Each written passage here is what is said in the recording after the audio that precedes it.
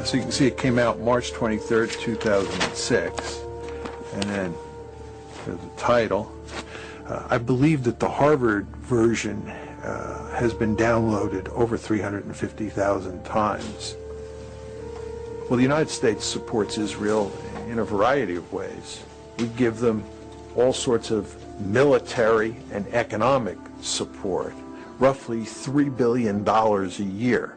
Israel, despite the fact it is a relatively rich country, receives more foreign aid than any other country in the world. We veto resolutions in the United Nations all the time that are critical of Israel.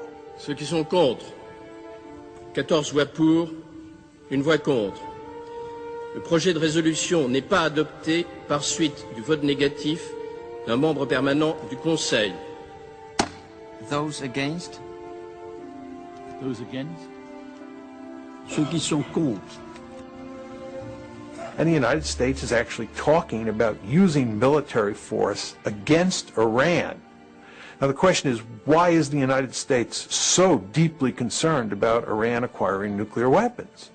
The reason it is that big a deal at this point in time is because of pressure from the lobby.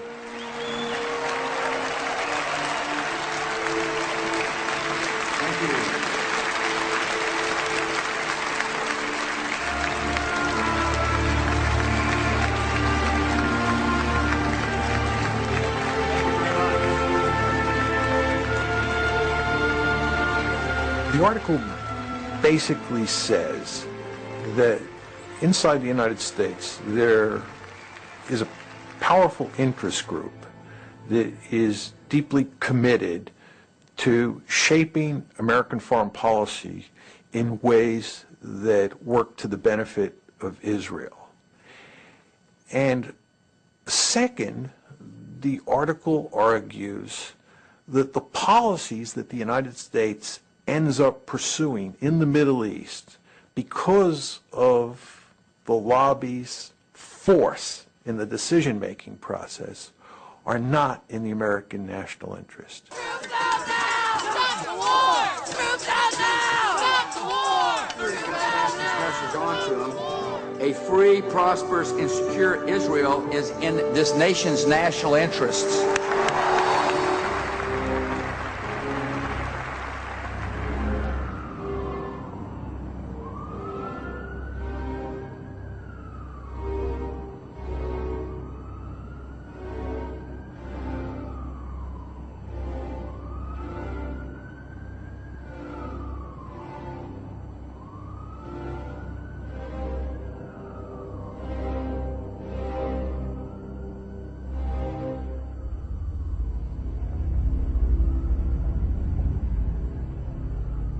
The scholarship is appalling in this piece.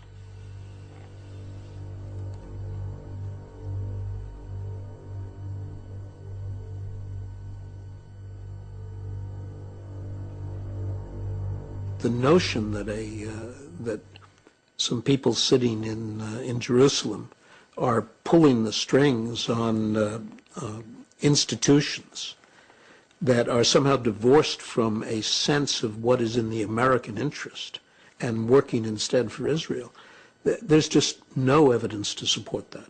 I'm really surprised that they didn't seek to protect their reputations by doing really watertight, rigorous research that they could defend. And in fact, they've been demolished. Alan Dershowitz is, I mean, there's nothing left after. So why did they go on I don't know why they did this. I don't know. Some of the things they say in that piece really made me wince because Mearsheimer and Walt both are better academics than that report reflects.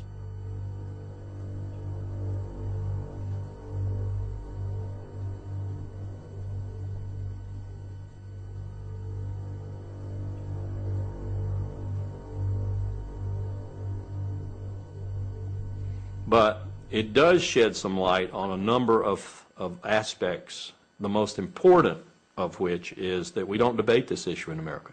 You know, you can't talk about this in America. That's the most important thing they did.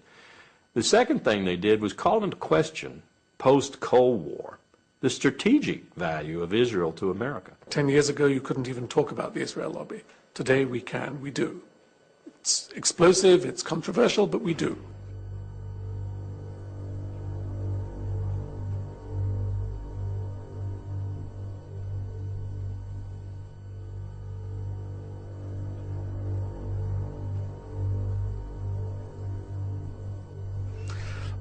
I wrote an article for the New York Times at the time of the Mearsheimer-Walt essay came out, in which an op-ed, and they asked me for this when I said you should have written about the Mearsheimer-Walt. They had not said anything, and they agreed, which was already a change, but they insisted that somewhere in the article I identify myself as a Jew, because this would give them protection.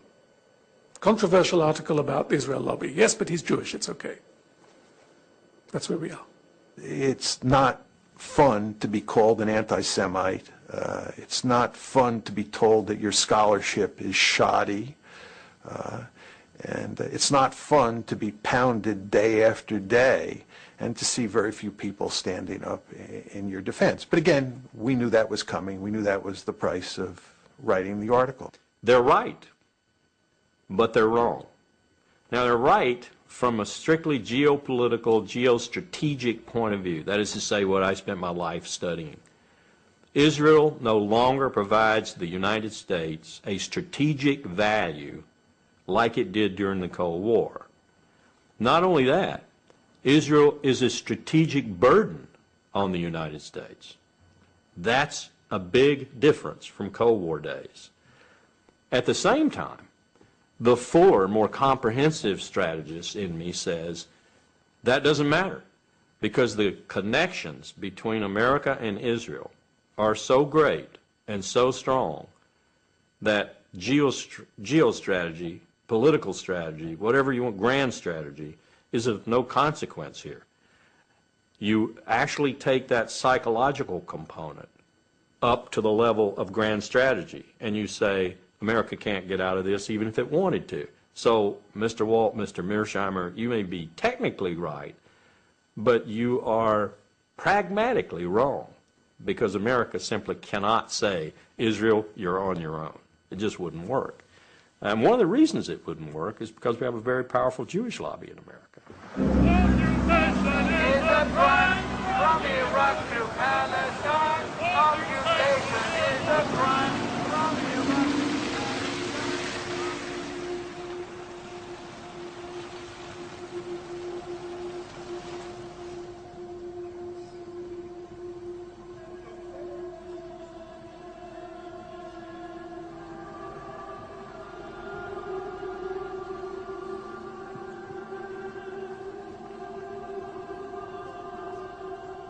There's a new day in America between Christians and Jews. We don't agree on everything, but we agree on this, that we are going to be together, inseparable in the defense of Israel and the Jewish people.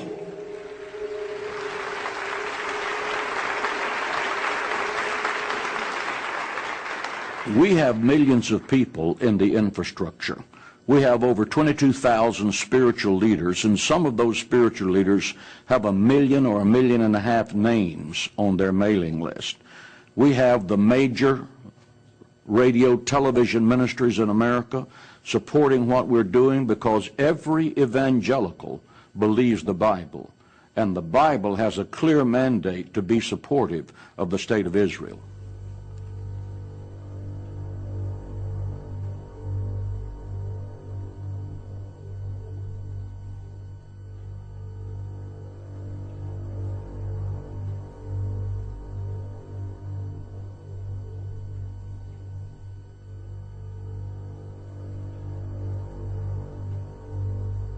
Again, there's a new Hitler, and he's the president of Iran, and he intends to build nuclear weapons, and his brazen declarations against the Jews in America have been carried on the front pages of America's newspapers. Ladies and gentlemen, we must demonstrate courage. We must demonstrate intellectual honesty. We must demonstrate the willingness to stand up and to speak out. We must act now to stop Iran before the maniacal dream of exterminating annihilating the Jewish people becomes a nuclear holocaust. And I am hopeful that the American government will have the courage to help Israel in its day of adversity against tyrants.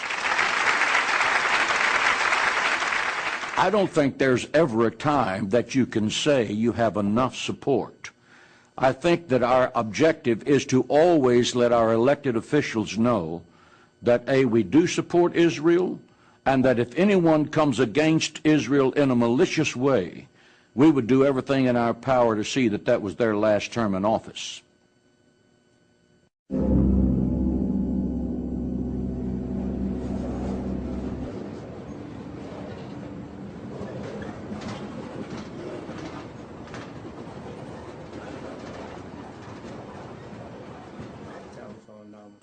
For those guys that were on the campaign with me during the 2002 election, and I wanted to get a copy of your tape of those commercials that had run. Give me a call. I'm in office 326-8844.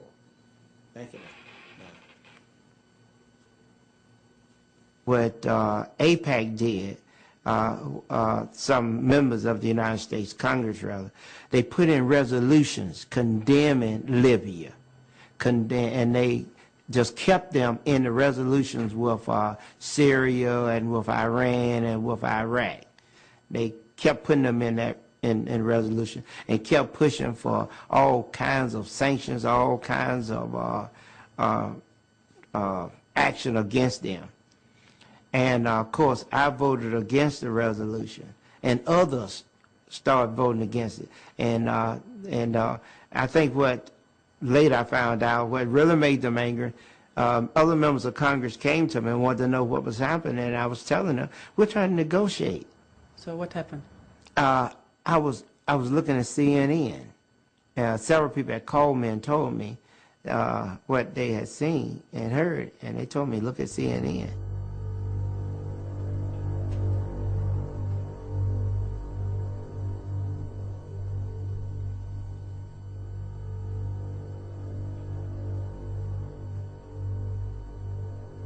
And they flooded the radio and TV with commercials.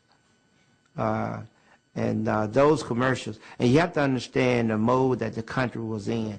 We had just gone through 9/11, and most Americans didn't know Hussein from Gaddafi or Gaddafi from bin Laden. They didn't know the difference. They all saw them as the same. And the commercial, many commercials, put me with them, saying I supported them. Support and finance international terror network. It had image of the airplanes flying into the World Trade Center. I tell you, I was dropping rapidly in the polls. We had continuing polling. I was dropping rapidly in the polling. I tell you, it was, you have to admit it was well planned and they executed it. The afterthought is that, my goodness, they had it together. I lost the election.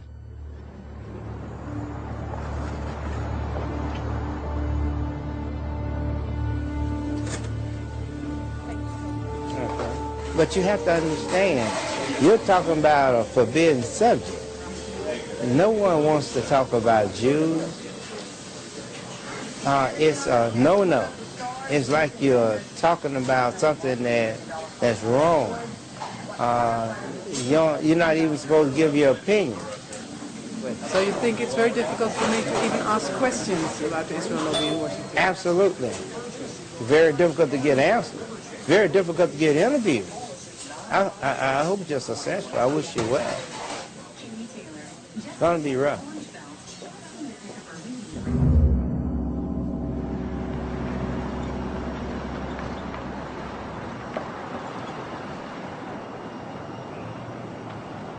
There is an enormous, very, very powerful machine out there that notes immediately when someone takes anti-Israel positions and moves out on the attack. I'll give you a very concrete example.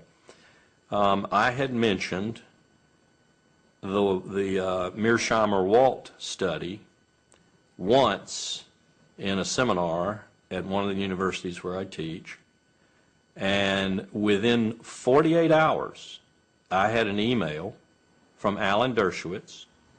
Who is he? Alan Dershowitz is a Harvard professor who protects the Jewish lobby in America like an attack dog. I had an email from him, and the email essentially said he didn't think I was doing justice to the American-Israeli relationship, to Israel's existence in the world, etc., by citing the Walt Mearsheimer report because it was so heavily flawed, mistaken, and so forth. And he even attached his own attack on the Walt Mearsheimer report and advised me to use it as counterbalance in my seminar. Well, I wasn't even using the report in my seminar. I simply had mentioned it as evidence of some people's ire, if you will, with the lack of discussion, the lack of debate on these issues in America. And within 48 hours, I had one of the attack dogs for the Jewish lobby coming after me. But how could he know this? There are people all over America, on campuses all across America, who are set up to do just what he did, to protect the interest of Jewish Americans, and particularly the interest of Israel in America. In that sense, the Jewish lobby is probably more organized and more able to move swiftly against any potential threat than any other lobby. I was invited this autumn to speak at an organization called 2020, and we agreed on my subject, U.S. foreign policy and the Middle East and the Israel lobby, because this was a big issue in the newspapers at the time. And I heard nothing until about a week before my talk. I was informed by her secretary, the president of this organization's secretary, that we would be meeting at the Polish consulate, which is the usual place apparently where they met. And then the next week, 2 hours before I was supposed to talk, I had a telephone call from the organization's leader, terribly upset, saying the Polish consul general had cancelled the talk there at the consulate because of telephone calls he had received from the American Jewish Committee and the Anti-Defamation League. Well, the consul's position I can understand is very difficult. Poland in this country, if you say to someone, Poland, the thought they have is anti-Semitism immediately. So Poland has a problem of overcoming this image here. The new Polish government, which is not a very attractive one, has nonetheless been working very hard to try to build good relations with Washington, to be friendly with Israel, to show that it's a good guy, and so on these subjects. And now suddenly someone comes along and says to the Polish Consul General in New York, you know, Tony Judd is a very controversial character, he's anti-Israel, his remarks some people think are anti-Semitic, are you sure you want to have him? Bad for your image, bad for your diplomacy. But why would the Poles stand up heroically for my right to speak? They have bigger concerns, so I don't blame them. The lobby, what it's doing is it's going after people in a really hard-hitting way for the purposes of shutting us down, and also for the purposes of sending a message to other people that if you follow in the footsteps of Jimmy Carter, or you follow in the footsteps of Tony Judd, or you follow in the footsteps of John Mearsheimer and Steve Walt, you will pay a serious price for your transgressions. Right? So that's a deterrence model. They're trying to deter other people from doing what we did.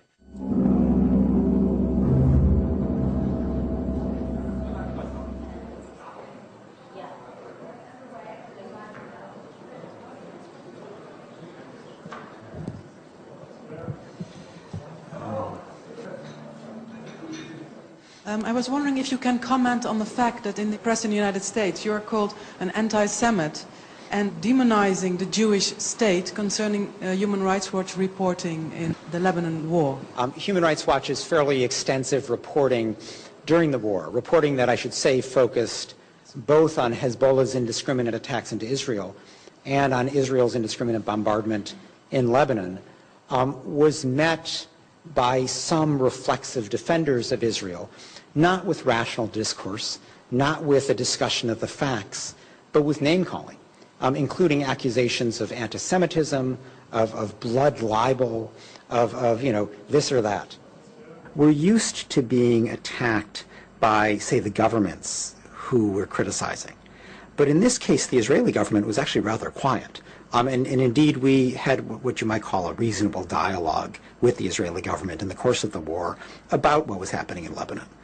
But it was the supporters of the Israeli government, principally in the United States, although to a limited extent in Israel, who came at us full force. And that was unusual, because we rarely encounter that kind of coordinated attack by ostensibly private individuals, people who had no official position with the Israeli government, but who had assumed for themselves the position of reflexively defending Israel, regardless of its conduct. It's going to be a big political fight. We'll be working in it. Thank you so much, and good luck to you, sir. Thank you. Does it matter that you are Jewish? I think in the course of the debate over the Lebanon war, it was significant because it was harder for the reflexive defenders of Israel to simply dismiss me as being anti-Semitic. It just didn't have any credibility. My father fled the Nazi Holocaust. My mother's parents fled pogroms in Poland and Belarus. I'm just not a candidate for anti-Semitism. And while there is the old kind of tired line of self-hating Jew, it doesn't describe me either, and nobody even really bothers with that kind of criticism anymore. Why? Why? Why not just let ineffective people like me do our little talking? Here we have to come back to something else. It wasn't always like this. It began in the 70s. With the rise of identity politics in this country, where it became fashionable and eventually politically and economically normal for people to think of themselves as Black Americans, Italian Americans, Irish Americans. No one says, I'm a Jewish American.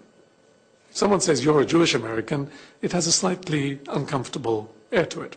But they have to have an identity, the sense of the need to have the same kind of cultural identity as Italian Americans or Black Americans or Hispanic Americans have, has created in the American Jewish community two external identification tags. One is Israel, and the other is Auschwitz. So to speak, one in space and one in time. To be a Jew is to be moved by the memory of the Holocaust and to identify with Israel, even if you have no personal connection with the Holocaust and you've never been to Israel, which is true for most of them. The result is that they are extraordinarily sensitive, politically and personally. It's not an invented political thing. People feel this, to any suggestion that there is criticism of Israel or forgetting of the Holocaust, because it touches the core identity of American Jews.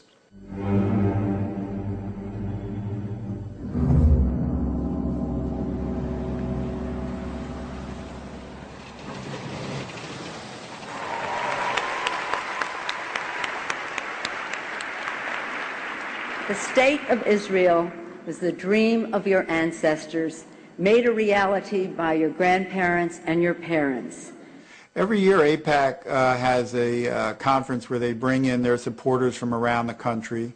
They meet in Washington, a very powerful group that attempts to affect legislation and other aspects of U.S. policy on the Mideast. And it's sort of a gala affair. There's a Hollywood element where they produce these videos that show, they get people all mobilized and roused, sort of a pep rally atmosphere, and they get an extraordinary number of high officials to come. America and Israel share an unbreakable bond. AIPAC is one of the reasons why. All of us share a fundamental belief that the freedom and security of Israel are a vital interest of the United States of America. We need you now more than ever.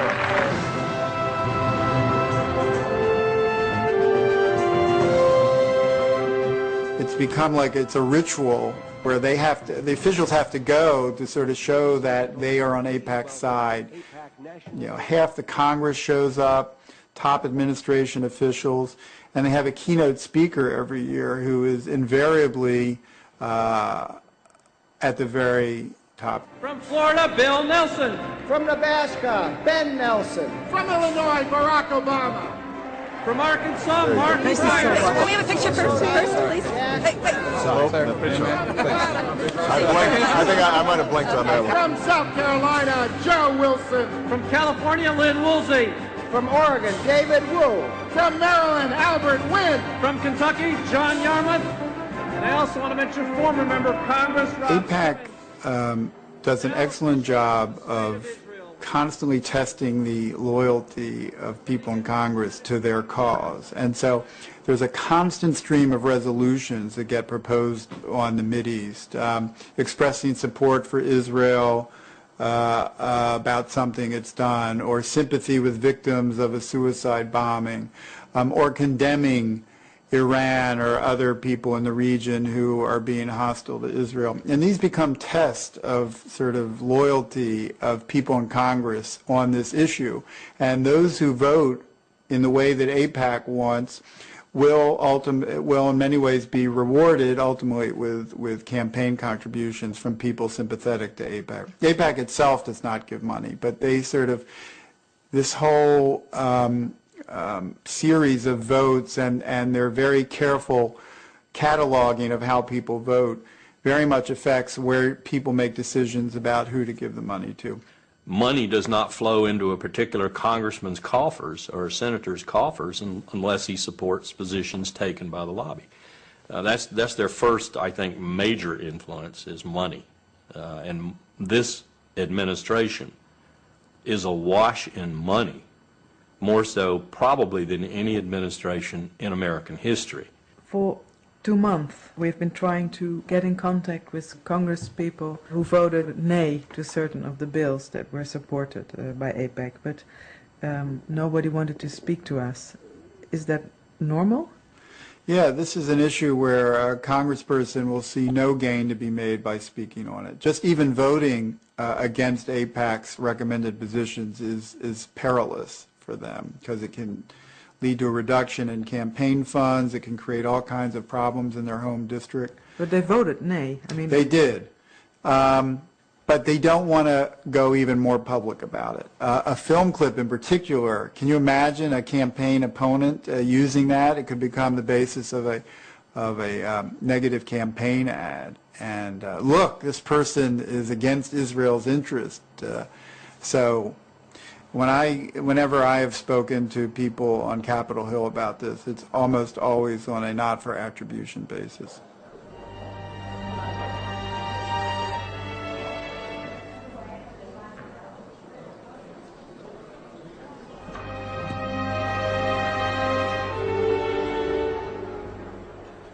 I was told off the record once by a very prominent Democratic senator. We were at a meeting in Paris, and it was late in the evening. We were sitting in a hotel. He was talking about the Middle East, and he was saying things about Israel which were very similar to the criticisms that I would make. And so I said to him, "But you never say these things in the Senate. Why not? Is it because you're worried about the Jewish vote?" He said, "Forget it. It's nothing to do with the Jewish vote. I come from a state, I can't tell you where, because otherwise, where there are very few Jews, and they're all going to vote for me anyway, so it doesn't matter. So it's not the Jewish vote, that's not the issue. It's not money, I don't get money from the Israel lobby, that's not the issue." But he said, suppose that I walk onto the Senate floor and say in a moving speech why we need to take our distance from Israel and understand better what has happened to the Palestinians.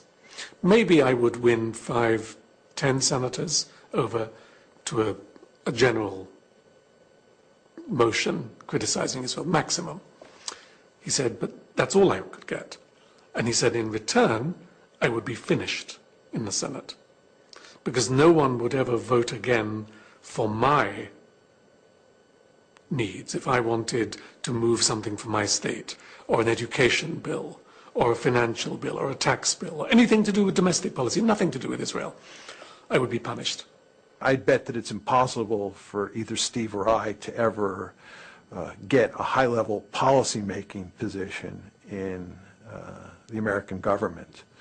For example, Steve was invited to go to a dinner with an aspiring presidential candidate at Harvard And the person who had invited Steve to this dinner came to see Steve about a week after the piece came out, and she said that she had to disinvite him from the dinner because the presidential candidate's staff had called and said that it would not be acceptable for the presidential candidate to be at a dinner with him.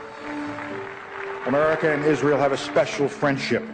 You have devoted yourselves to strengthening the bonds between the United States and Israel. The United States will stand with Israel now and forever. If a politician would rise with this point of view, that the United States should stop supporting Israel, what would be the effect, do you think? He'd lose the next election.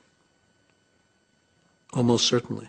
Now, there may be a district here or there out of the...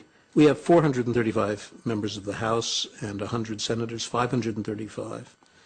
We have 52 governors. It's certainly possible that some congressional district somewhere would re-elect a candidate who had said we should abandon Israel, reject the relationship with Israel. But it's pretty unlikely, and I would be surprised if there are more than 2 or 3 or 4 congressional districts in which it's even conceivable. I appreciate but we can't vote you, and I'm sorry. But I appreciate the friendship. If you will come in Italy, I want to introduce you with a member of a parliament, Italian parliament. I would enjoy that very much. Okay? Thank you so much. Thank you for everything.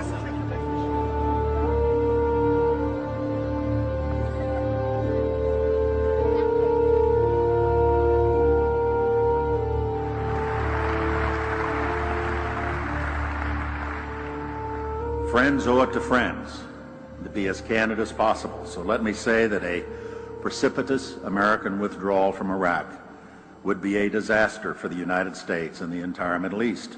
A sudden withdrawal of our coalition would dissipate much of the effort that's gone into fighting the global war on terror and result in chaos and mounting danger. And for the sake of our own security, we will not stand by and let it happen.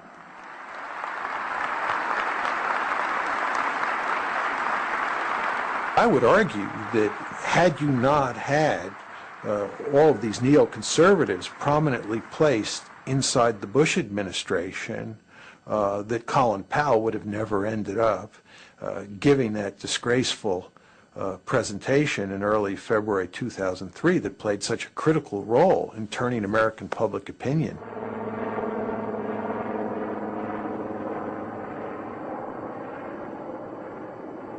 This is an important day for us all as we review the situation with respect to Iraq and its disarmament obligations under UN Security Council Resolution 1441. I realized as I watched it there at the UN Security Council for the first time, because every time I watched it before, I was, running around trying to get things changed, do this, do that, talking about the graphics and everything else. But there in the UN Security Council, I sat down quietly and watched Secretary Powell make his presentation. My colleagues, every statement I make today is backed up by sources, solid sources. These are not assertions. What we're giving you are facts and conclusions based on solid intelligence. As I show you these images, I will try to capture and explain what they mean, what they indicate to our imagery specialists. Let's look at one. The 4 that are in red squares represent active chemical munitions bunkers. I wouldn't go to war based on that. That's what I told myself. I would not go to war based on that. Most of it could be interpreted different from the way we were presenting it. As these drawings, based on their description, show, we know what the fermenters look like. We know what the tanks, pumps, compressors, and other parts look like. And we know a great deal about the platforms on which they are mounted. I walked outside the United Nations building on February the 5th after the presentation had been made into the kind of bracing cold New York air, and I thought it was a total failure. I thought I had failed because I was the person who put it together, responsible for putting it together. Then later, a couple of days later, 3 days later or so, when I'd had some sleep and I could think about it, I wondered why the reaction seemed to be fairly positive. We hadn't persuaded that many people who were adamantly opposed, But we had made some impact, particularly on the American people. And I think we made a little impact on the international community, too, probably in the UK in particular. And so I realized the reason for that. The reason was Colin Powell gave the presentation. Colin Powell, who had poll ratings roughly equivalent with Mother Teresa, had made the presentation, and the American people believed Colin Powell. If Colin Powell said it was so, then it was so. That made me feel even worse. So yes, I have trouble sometimes sleeping at night thinking about my participation in it. 1995, the quantities were vast. Less than a teaspoon of dry anthrax, a little bit about this amount. This is just about the amount of a teaspoon. Less than a teaspoon of dry anthrax. So the question you have to ask yourself is, if the evidence was so flimsy, why did Powell get up and make such an unequivocal case that Iraq had WMD and was an imminent threat? And the reason is that there was tremendous pressure inside and outside the administration to make that argument. And the question is, who was creating that pressure? And the answer is, it was the neoconservatives, almost single-handedly. Dick Cheney and his minions have brought, and Richard Pearl is one of his minions, and Doug Feith is one of his minions, have brought the art of lying to a new scale, a new level. Was oil the #1 influence on President Bush and Vice President Cheney? Or was WMD? Or was spreading democracy? And don't believe it for a moment. They didn't even think about spreading democracy when they started this war. They transmogrified the mission into starting or democracy simply to appease the American people and to give them some reason to support the war. You have to decide, where were these factors? And inevitably, the Jewish lobby in America, AIPAC in particular, the focus lobby, has got to be there.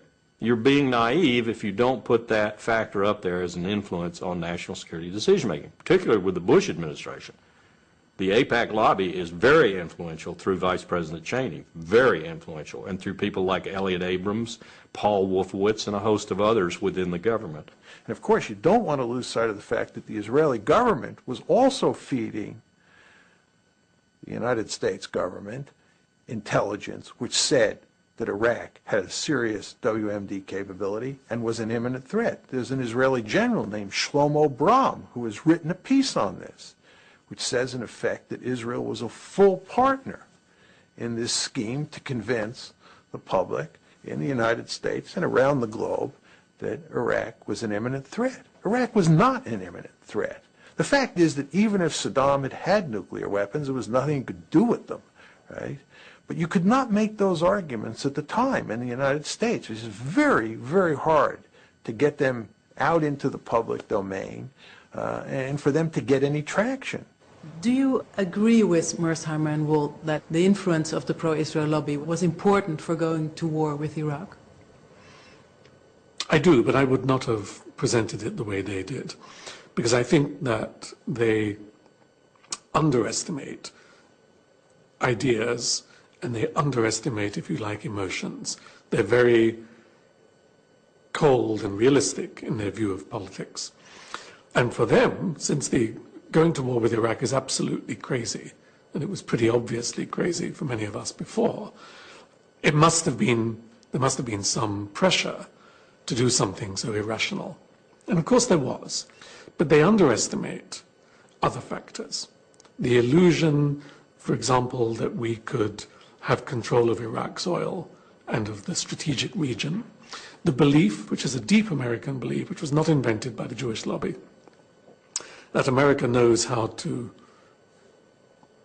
democracy should work and is an example to the world and has a moral duty and certainly a right to bring this example to the world. And it's all mixed together.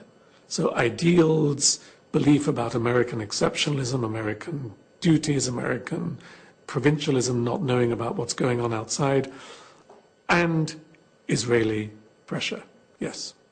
The suggestion that that the Israeli lobby, as he describes it, is in effect operated by the Israelis and reflects Israeli preferences is simply wrong and can be shown to be wrong.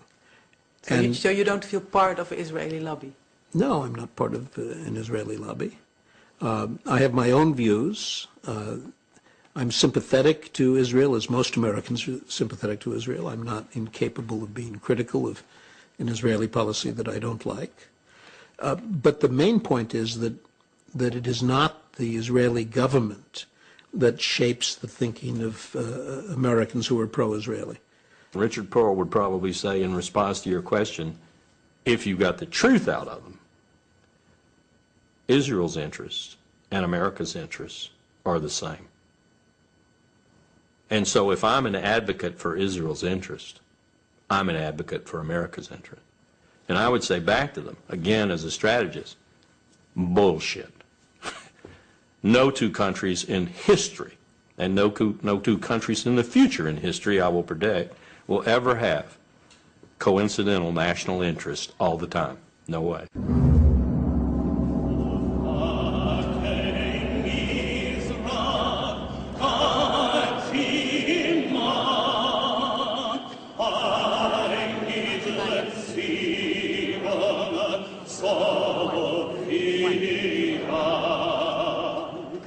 I don't want to kind of develop this great sense of victimhood, but I do feel, and it's, you know, I come here and I feel that we in Israel have paid the price.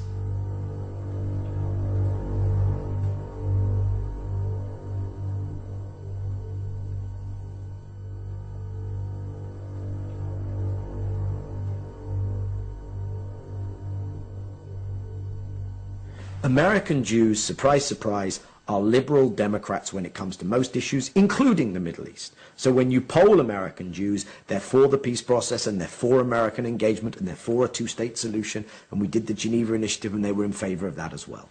But the institutional, organized leadership of the community has kind of taken things in a very different direction. And I do feel that for their own reasons, reasons that I understand, reasons that are not unique to the Jewish diaspora in America, reasons that are prevalent in many diaspora politics around the world. It's to do with my identity in a diaspora, it's to do partially with guilt, it's to do with my own political role in my new host community, etc., etc. They've driven so-called pro-Israel politics in Washington in a direction which is directly antithetical to what is good for Israel. In that respect, yes, I do feel we paid a price. Of course, that has been increased manyfold under the current administration.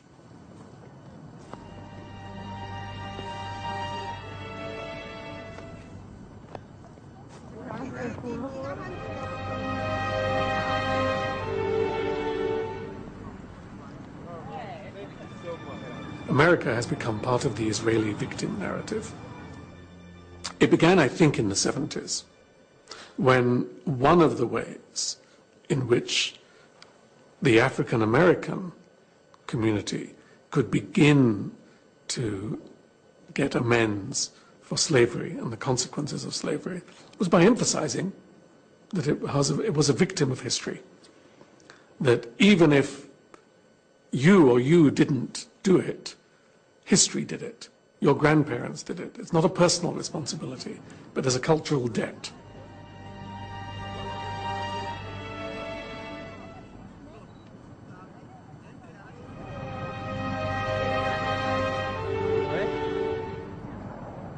And the Holocaust, of course, is the ultimate victim narrative.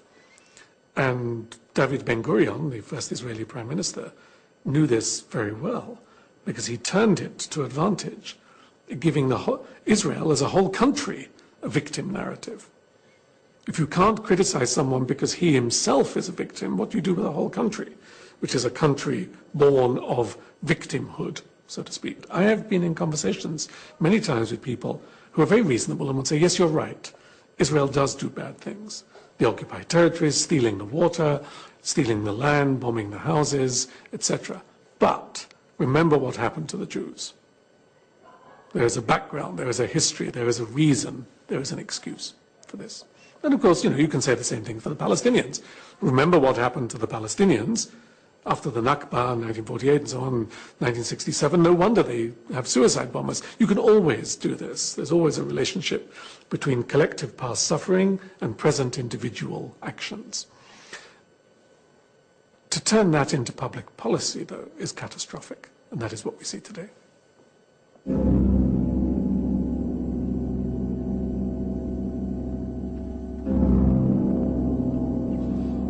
The what if.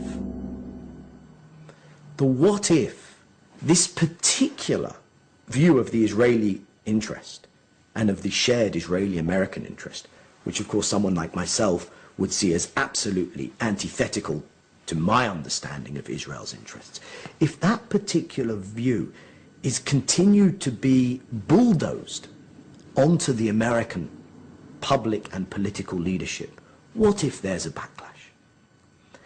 And the kind of backlash that I think can be envisaged is the kind of backlash whereby eventually enough of the American public, and eventually by extension their elected public officials, turn round and say, we need to disengage from our overstretch in the Middle East. Could be that as a consequence of what happens in Iraq and what happens in Iran, that people become very angry with our relationship with Israel, and there's just an upsurge of public opinion. It could be that you have 2 or 3 senators who come out and make a very forceful case for changing our policy. It just isn't going to happen. It is not going to happen. And you could eliminate by some waving a magic wand, you could eliminate the Israeli lobby that Walt and Mearsheimer talk about, and everything I've said would continue to be true. I will make a prediction. If this president orders us to go to war in Iran in the next 2 years, and he orders any considerable ground component to participate in that, Marines or Army, then I think you're going to see another major exodus from the armed forces, general officers, because I think they understand just how colossally wrong such a decision would be and how much that would be the precursor for, call it what you will, World War III, World War IV.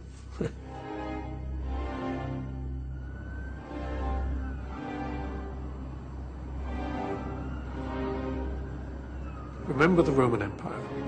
For a long, long time, the state of Judea behaved in ways which annoyed the Romans but didn't do them any harm. At the point at which they were becoming a nuisance, the Romans turned against them, destroyed their temple, wiped them out, and told them, an empire has bigger concerns than you. This is what Israel faces in the next 25 years. The risk that the American empire will say, wait a minute, you don't matter to us so much. Either because we need oil more than we need you, or because oil is no longer important. Doesn't matter, both is the same effect. You are more trouble than you are worth, and the issue of the Holocaust and anti-Semitism is declining with the demographic move to the next generation. This is a catastrophe for Israel, because Israel has no other friends in the world.